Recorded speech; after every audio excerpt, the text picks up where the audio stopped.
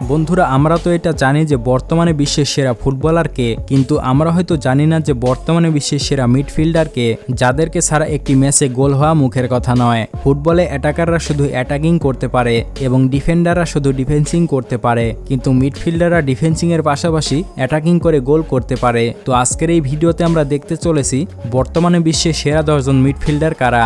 আমি এখানে তাদের কথাই বলবো যারা অ্যাটাকিং এবং ডিফেন্সিং দুটো পজিশনেই ভালো খেলে, বিশেষ করে এরা অ্যাটাকিং বেশি করে থাকে। তো এই তালিকায় আপনার পছন্দের প্লেয়ার আছে কিনা তা জানতে হলে ভিডিওটি দেখতে থাকুন। আর চ্যানেলে যারা নতুন তারা অবশ্যই চ্যানেলটিকে সাবস্ক্রাইব করবেন। তো 10 নম্বরে রয়েছে ফ্র্যাঙ্কি ডি জং। নেদারল্যান্ডের এই ফুটবলার বর্তমানে বার্সেলোনা ক্লাবের হয়ে খেলছেন। দলের হয়ে এবং ক্লাবের হয়ে মিড পজিশনে অনেক দুর্দান্ত পাস করেন তিনি। বয়স তার মাত্র 26 বছর। 2018 সালে জাতীয় দলের হয়ে যোগ দিয়েছেন তিনি এবং বার্সেলোনা ক্লাবে 2019 সালে যোগ দিয়ে এখন পর্যন্ত 190টি ম্যাচ খেলেছেন জং। আর মিডফিল্ডার হয়েও 190টি ম্যাচে মোট গোল করেছেন 16টি। যদিও এই সংখ্যাটি খুবই কম, কিন্তু তবুও মিডফিল্ডার হিসেবে এটাই যথেষ্ট।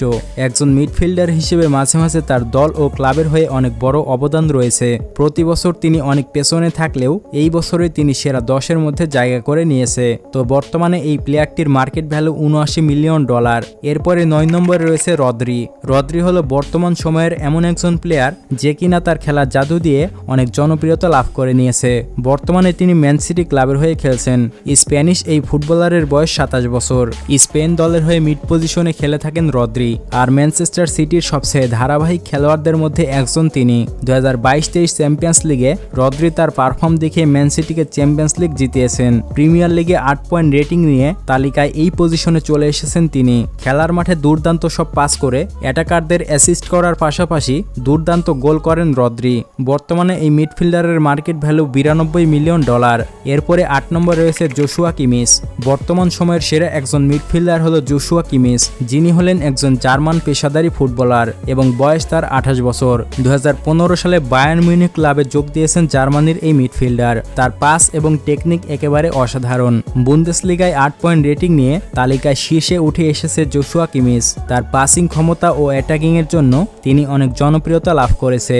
বর্তমানে তিনি বায়ার্ন মিউনিখের হয়ে ক্যাপ্টেন হিসেবে দায়িত্ব পালন করছেন এবং বলতে গেলে পুরো মাঝমাঠকে তিনি একাই সামলে রাখেন। বায়ার্ন মিউনিখের এই প্লেয়ারটির বর্তমান মার্কেট ভ্যালু $83 মিলিয়ন। বন্ধুরা, 83 মিলিয়ন বলতে প্রতি মৌসুমে সে $83 মিলিয়ন পারিশ্রমিক পায়। এরপরে 7 নম্বরে রয়েছে পেদ্রি। এটা সন্দেহ নেই, পেদ্রি বর্তমানে ফুটবলের অন্যতম সেরা একজন মিডফিল্ডার। এছাড়াও আধুনিক ফুটবলের অন্যতম সেরা উইঙ্গার হিসেবে নিজের নাম তৈরি করেছেন তিনি। বর্তমানে স্প্যানিশ ক্লাব বার্সেলোনা ও স্পেন জাতীয় দলের হয়ে খেলেন পেদ্রি। বার্সেলোনায় যাওয়ার আগে তিনি লস পালমস ক্লাবের হয়ে তার ফুটবল ক্যারিয়ার শুরু করেছিলেন। এরপর 2020 সালে তিনি বার্সেলোনায় যোগদান করেন। স্প্যানিশ এই ফুটবলারের বয়স মাত্র 20 বছর, মানে খুব অল্প বয়সে তিনি দারুণ একটা ছন্দে চলে গিয়েছেন। এমনকি তার অসাধারণ মিডফিল্ডিং এর জন্য তিনি অনেক জনপ্রিয়তা অর্জন করে। খুবই অল্প সময়ে তার মার্কেট ভ্যালু $108 মিলিয়ন, যা একেবারে প্রশংসা করার মতো। এরপরে 6 নম্বরে রয়েছে গাভি। গাভি বলতে আপনারা আবার মনে করেন না যেন আমি গরুর কথা বলছি। এই যে তুমি একটা কথা কইলে ভাই। और अभी तो रुको, ক্লাইম্যাক্স अभी বাকি। হ্যাঁ, গাভি হলো একটি প্লেয়ারের নাম, যিনি হলেন একজন স্প্যানিশ ফুটবলার। তো এই প্লেয়ারটির বয়স মাত্র 19 বছর, মানে বলতে গেলে সে আমার থেকেও ছোট, কিন্তু আমি তার মতো ফুটবলার নই। আর আমার সবচেয়ে জনপ্রিয় খেলা হলো ফুটবল। বলো কি, তুমি সত্যি বলছো?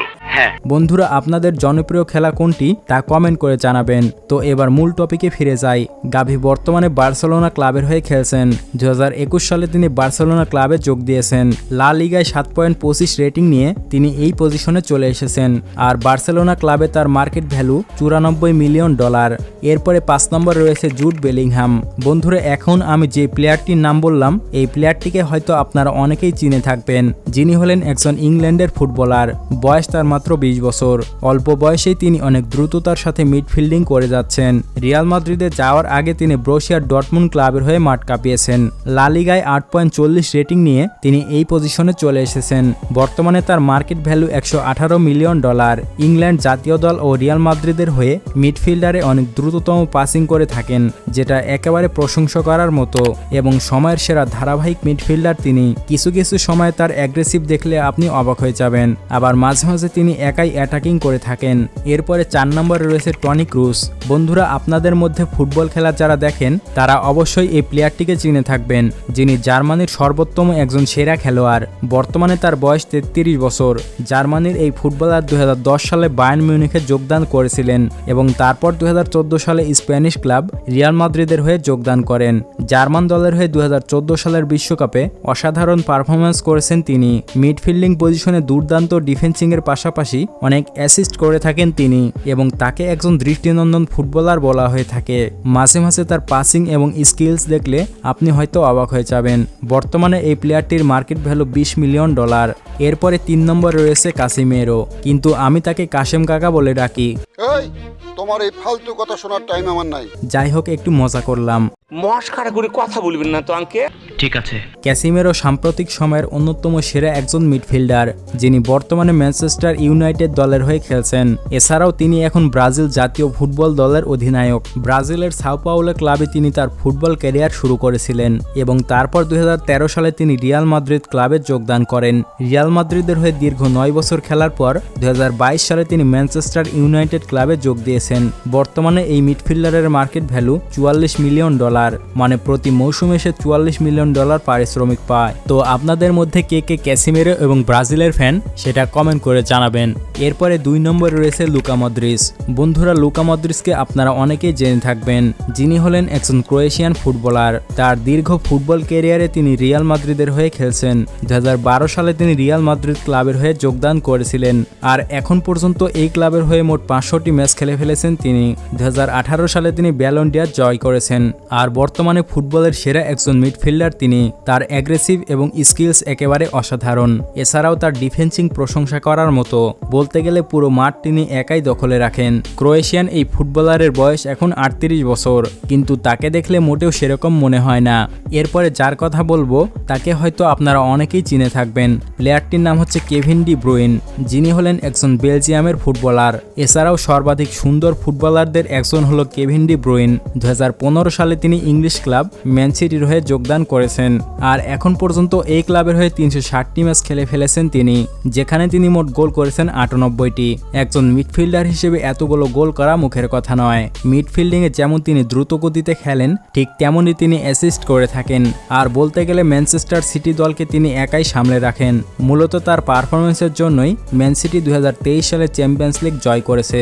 আপনি যদি তার খেলা দেখেন তাহলে নিজেই সেটা বুঝতে পারবেন। 2018 সালের বিশ্বকাপে ব্রাজিলকে একটি দুর্দান্ত গোল করেছেন তিনি, যার জন্য ব্রাজিল সেই ম্যাচে হেরে বিশ্বকাপ থেকে বাদ পড়েছিল।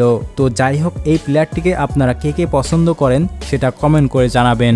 বন্ধুরা, একটি ফুটবল মাঠে যদি মিডফিল্ডিং শক্ত না হয় তাহলে সেই ম্যাচ জেতা একেবারে অনেক কঠিন হয়ে পড়ে। তাই ফুটবল ম্যাচে অন্যতম সেরা খেলোয়াড় হলো মিডফিল্ডিং। তাছাড়া শুধু মিডফিল্ডিং ভালো হলেও চলবে না, পাশাপাশি ডিফেন্সিং এবং অ্যাটাকিংও শক্তপোক্ত হতে হবে।